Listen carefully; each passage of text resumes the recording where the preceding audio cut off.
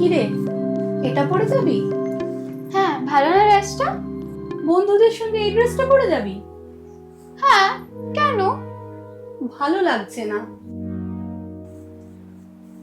তোমার কিছুই ভালো লাগে না। বন্ধুদের সাথে বেরোবো, সেটা নিয়েও হাজার একটা প্রশ্ন।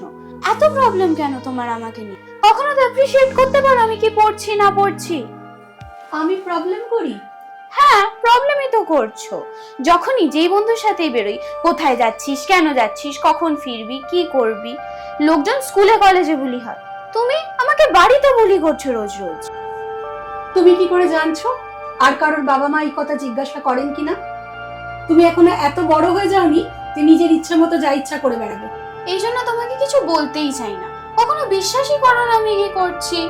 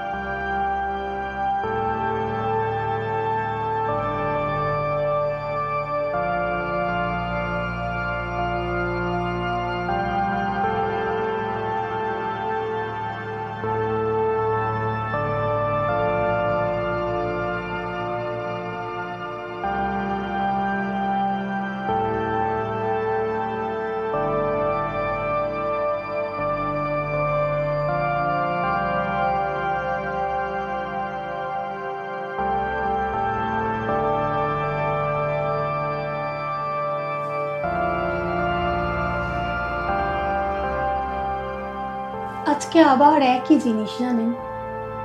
আমি কিছুতেই ওকে বোঝাতেই পারছি না ওর সবকিছুই আমার ভালো লাগে, কিন্তু আমার ভীষণ ভয় করে। আজকালকার বাচ্চাদের নিয়ে আর পাঁচটা বাবা মার যেরকম ভয় করে, আমারও সেরকম ভয় করে। ওর সেফটি নিয়ে ভয় করে, ওর সেফটি নিয়ে চিন্তা হয়। বুঝতে পারছি না কিভাবে ওকে বোঝাবো। সেফটি না অটোনমি, সন্তানকে আমরা ঠিক কি বোঝাবো? তাকে স্বতন্ত্রতা বোঝাবো নাকি তাকে নিরাপত্তা দেব?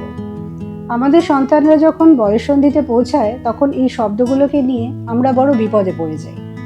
কিন্তু এ কি শুধুই বিপদ না স্নেহের স্ট্রাগল? এই নিয়ে এবার কথা হবে।